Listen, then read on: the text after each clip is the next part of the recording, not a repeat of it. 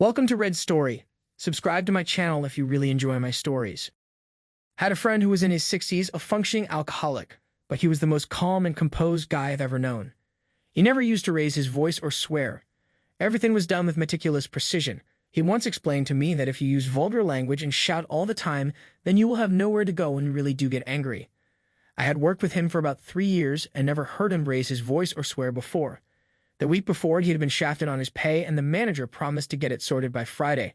Friday rolled around, and it had not been sorted, so when my friend walked up to the manager in the open office and declared loudly, "Where the frick is my money? You promised this would be resolved." The whole office went silent, and the look of dread on the manager's face was haunting. The money was in his account by the end of the day. That was him losing his temper. One time in high school, a couple of bullies were up in this other kid's face. The dude was just sitting there like Ed and Chigger or Private Pile. No expression, staring straight ahead, clearly not hearing a thing. One of the bullies inched closer, and the kid decked him as hard as he could in the face. The bully was knocked to the floor, speechless, with his nose bleeding everywhere. The kid then calmly stood up, still with no emotion, calmly packed his things, and made his own way to the principal's office as if nothing had happened at all. It's still one of the most brutal things I've ever seen. It was like something right out of a movie. Walking yourself to the principal's office like, okay, this kid is as cool as heck, without any judgment on actions or what happened here. That is stone-cold behavior, and you have to respect that.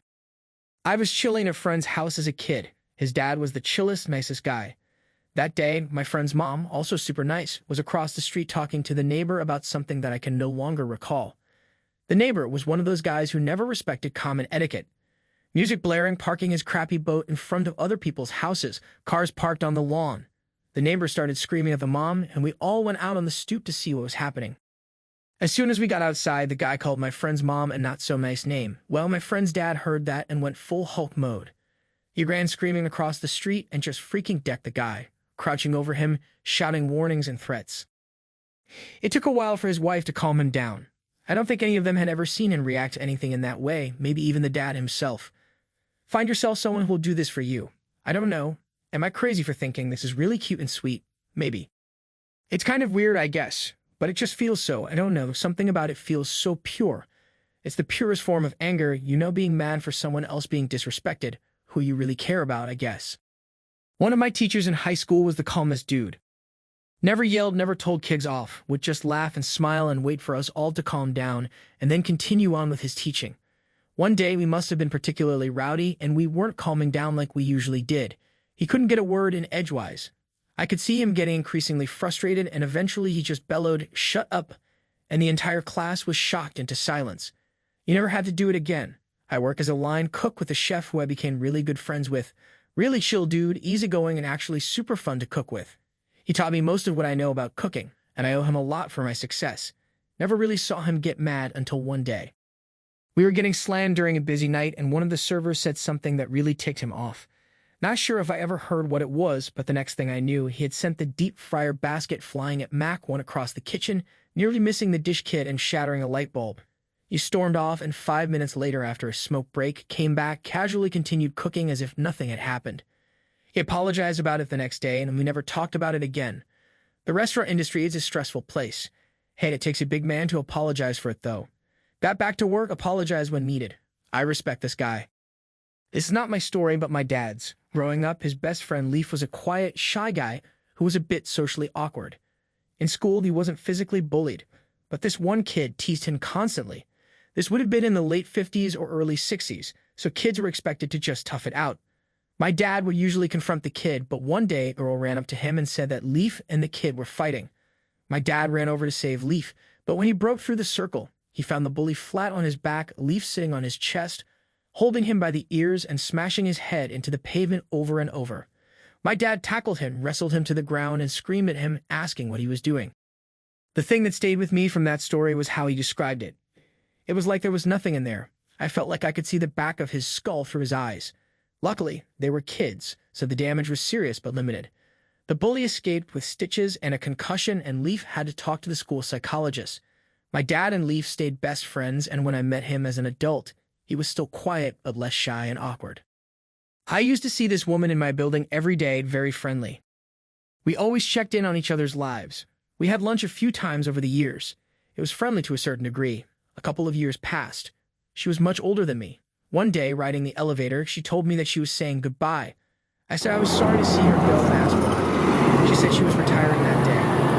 I asked her if her office was throwing a party or if she celebrated. She turned to me and her face contorted into an image of rage. She clenched her teeth and said she didn't tell anyone in her office, including her bosses. She only told the HR person last week. This was her last day and she was never returning to see or talk to anyone in her office again.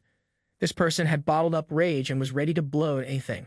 Must have been a stressful job. When I was in my late teens, I was financially irresponsible and borrowed money from my grandparents to move out of my mom's house. We made a plan on how I would pay it back in installments, and I only missed 2 payments. With each one, I called my granddad and asked if it was okay, and he was cool about it. One day, I got a call from him, and he was livid. He was screaming at me on the phone, and I could hear my grandmother crying in the background. He was the angriest I've ever heard anyone in my life, and I was terrified. He wanted to know why I hadn't made the payment that month, but I was sure I had. It turns out I had accidentally set the automated payment to be drawn from the wrong account, and it hadn't done it. It was an honest mistake on my part, and I explained that to him. I transferred him the money immediately, and he instantly calmed down. I later found out that he'd become an alcoholic after he quit smoking, and he would talk to my grandmother like that regularly when no one was around. Oh, I didn't like this one. That one made me sad. Just people losing it on their partners, like, consistently. Sure, you lose it every now and then, you fight, whatever, but consistently, I don't know. Especially a long-term partner. Feels bad, man. I've been in the USCG for a few years now, and along the way, I met a really calm guy. We'll call him Joe. Joe had a wife and 2 daughters. He's soft-spoken, yet still authoritative when he needs to be. Always is nice to others and works very hard. Then there's another worker. We'll call her Jill.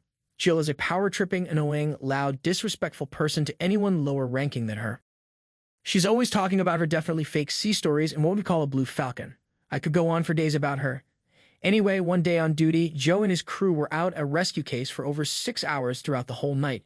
He and the crew got back to the station at around 2 or 3 a.m. They were so tired they collapsed on the couches in the lounge, which is connected to the conference/training room, which is divided by a folding partition that you can pull out of the wall. Well, morning came and there was a note on the door to the big room. Crew is sleeping from late night case, do not disturb. Of course, Jill completely ignored the note, burst into the room, turned on all the lights, talking and laughing way too darn loud for 7:30 in the morning. She started to tell a ridiculous sea story which always starts with, "So when I was stationed," and immediately, Joe shoots up like a rocket from the couch and walks towards the partition in the wall, mumbling stuff under his breath like, "Gosh darn, friggin' note on the door." He was vigorously fighting the partition, yanking it from the wall and pulling it across the 20-foot-long rail. Jill is watching him, and as he's almost done, she goes, "I can leave if you want."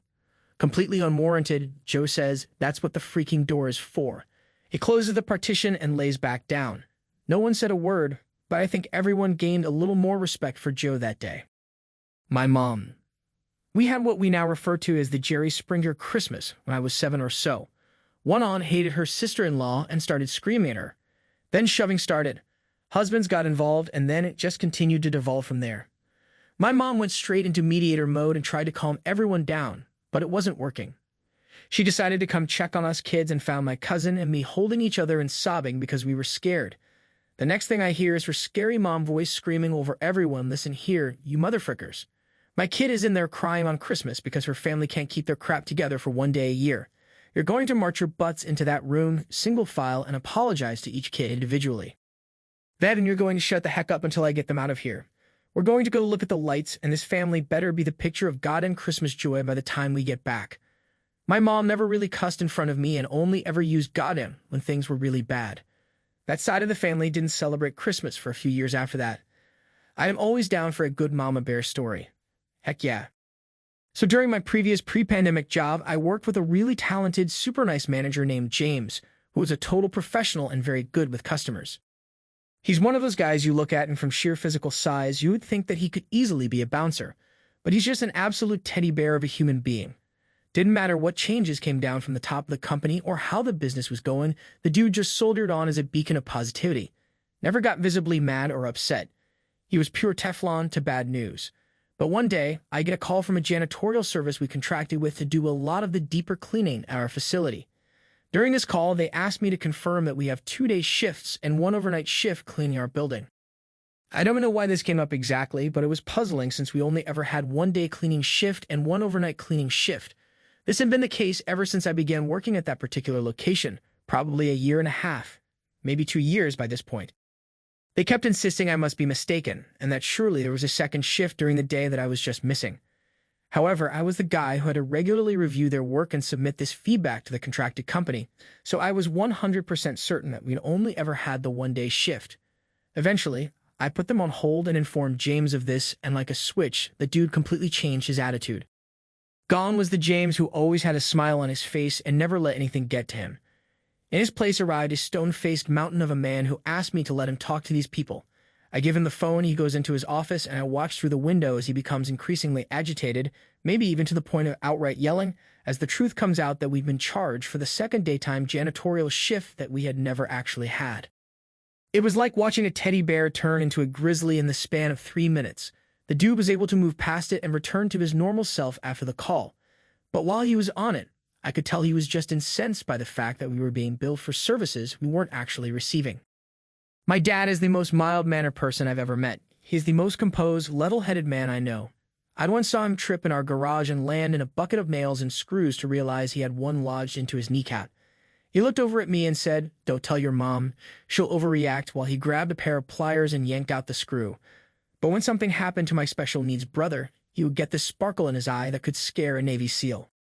When I was 8 years old, my parents took my brother and me to eat at a restaurant, which was kind of a big deal because my brother was recently diagnosed with a degenerative physical health issue that was racking up huge medical debts, all while my dad lost his job after getting the bends on a work dive. We went to our favorite Mexican restaurant in town and parked in the handicapped spot nearest to the front door.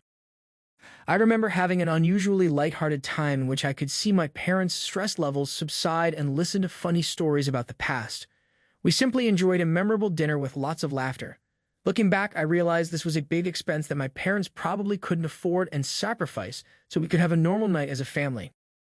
When we left the restaurant, we found a car parked next to us, not in a parking spot, but in the yellow stripes immediately next to our van. Normally, this might not be an issue. My brother is in a wheelchair, and we had a folding ramp. Not the hydraulic lifts that you see today, but a heavy metal powder-coated ramp. This was a Friday night, so traffic was crazy busy, and my parents didn't feel comfortable just backing up into the street to load my brother. So my dad went into the restaurant to see if the manager could find the owner of the car and ask him to move. When my dad emerged from the restaurant, I saw a look I have never seen before. It was one of focus, determination, and rage. He looked at my mom and told her to get in the car. She hopped in and just said, okay, in a way that indicated she knew something might go down. He turned to me and said, "Watch this." He unfolded the ramp and slammed it on the roof of the car next to us, then turned to explain that the manager told him, "I'm not responsible for what happens in the parking lot. Why don't you just figure something out?" So he did. To be clear, there were maybe 4 to 5 groups eating in the restaurant. He could have easily asked someone to move. We waited for a minute, and the manager came out yelling, "What are you doing? You can't do that." This was when my dad lost it. At this point, he picked up my brother's wheelchair with him in it, which weighed about 150 to 200 pounds, and sat him on the hood of the car while yelling at the manager. He then jumped on the hood of the car and picked my brother up to put him on the roof of the car, still giving the manager the business. He jumped to the roof and calmly rolled my brother across the ramp and into our van, told me to get in, and calmly told the manager I figured something out. Since that day, I have never seen anything remotely close to the same level of anger from him. We laugh about the story from time to time, and my dad is always quick to say that he overreacted. But hey, I think he reacted just fine. Oh beautiful. Come on, manager, just ask if the car is someone's in the restaurant and be like, "Can you move it?" You're parked where you super shouldn't be. That's, I think, illegal. Or at least violating some bylaws or stuff. I don't know. I'm not a legal buff. My aunt, for years, she was always super calm, always joking, and in a good mood. In my 15 years, I had never seen her angry at anything, and I had definitely never heard her cuss. Until Christmas, 1999. Some backstory. My mom had 2 younger brothers. One, jerk uncle, was Slash as a complete jerk. And the younger one, good uncle, my aunt in the story's husband, is a pretty average guy and gets along with everyone. For years, my grandma enabled my jerk uncle, and despite my grandpa's best efforts, he just became more of a jerk. Summer of '99, jerk uncle and my now ex-aunt were separated with a divorce pending. Her still being nice to her nieces and nephews called my grandma and asked if she could drop off our Christmas gifts, and my grandma said that was fine. She shows up and my uncle is pissed. My grandma told all of us kids, including Jerk Uncle's daughter, to stay in the family room. My mom comes in and said that Jerk Uncle tried to punch his wife in the face and my good uncle pulled him back and they fell through the neighbor's split rail fence. My always super calm aunt stands up and says, I freaking had it with his wife beating BS. I'm calling the freaking cops. I freaking had it with this psycho jerk. I'm stunned, can't believe it. My grandma is in a panic because, again, she enabled it and him going to jail for DV would likely cost him his job, fire chief. Jerk Uncle takes off and shortly after, we all leave. Christmas ended a bit early that year. To this day, I get to hear my aunt cuss again and only ever seen her get upset about something, and it was again about my jerk uncle. I really wish you two didn't demonetize cussing. I feel like you're missing out on these stories. I wish I could give it to you, but also, we do kind of like the money, I'm not gonna lie. Gotta keep it 100 with you guys.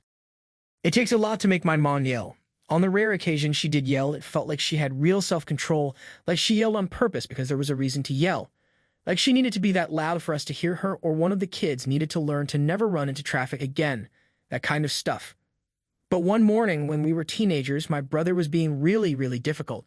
My very sweet, soft-spoken mother yelled, "Gosh darn it, scene," and threw a butter knife down so hard it stuck a quarter-inch deep in the oak hardwood floor against the grain. I can still hear the noise it made. We were all very well behaved for the rest of the day. I did eventually ask my mom why she did that. Her explanation was that she felt too angry to hold a knife, even a butter knife, and was trying to get it out of her hand before she did something stupid. I had no idea how to sound like a woman yelling, or specifically a mother yelling, so I just moved away from the mic and just gave it my all. Hope it was acceptable. Anyway, this is super fair. I feel that. I've never had a moment like that before in my life, but I could see if I got really upset and I was holding a knife, I would try to remove the knife from my grasp. Because when you're really mad, you're not thinking straight, but you're thinking enough to be able to disarm yourself, you know.